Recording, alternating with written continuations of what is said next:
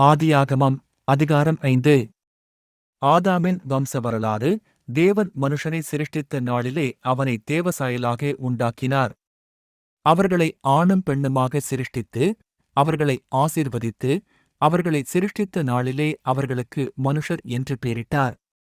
ஆதாம் 130 வயதான போது தன் சாயலாக தன் ரூபத்தின்படியே ஒரு குமாரனைப் பெற்று அவனுக்கு சேத் என்று பெயரிட்டான்.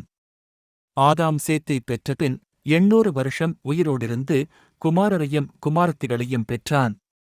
ஆதாம் உயிரோடிருந்த நாளெல்லாம் 930 வருஷம். அவன் மரித்தான். சேத் 105 வயதான போது ஏனோசை பெற்றான்.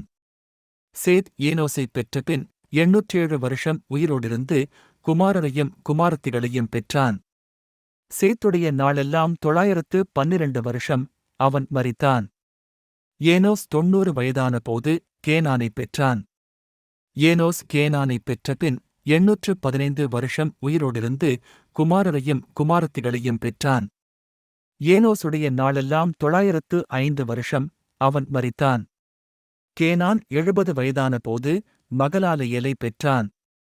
கேனான் மகலாலயேலைப் பெற்றபின் 840 வருஷம் உயிரோடிருந்து குமாரரையும் குமாரத்திகளையும் பெற்றான்.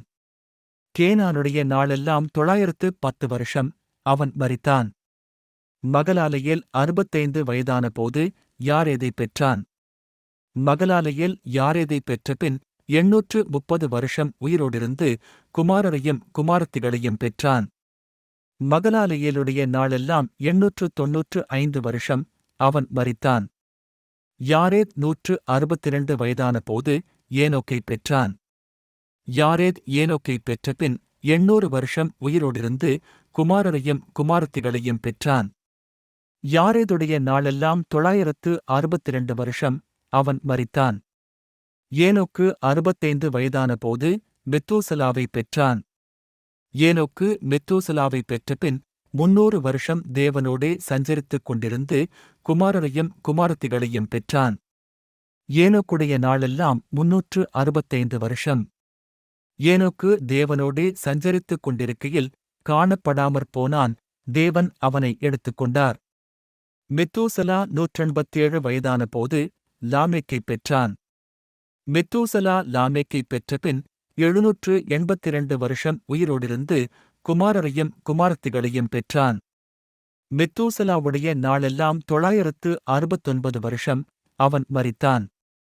லாமேக்கு 182 வயதான போது ஒரு குமாரனைப் பெற்று, கர்த்தர் சபித்த பூமியிலே நமக்கு உண்டான வேலையிலும் நம்முடைய கைகளின் பிரயாசத்திலும் இவன் நம்மைத் தேற்றுவான் என்று சொல்லி அவனுக்கு நோவா என்று பெயரிட்டான். லாமேக்கு நோவாவைப் பெற்றபின் 595 வருஷம் உயிரோடிருந்து குமாரரையும் குமாரத்திகளையும் பெற்றான். லாமேக்குடைய நாளெல்லாம் 777 வருஷம். அவன் மரித்தான். நோவா 500 வயதான போது சேம் காம் யாப்பேத் என்பவர்களைப் பெற்றான்.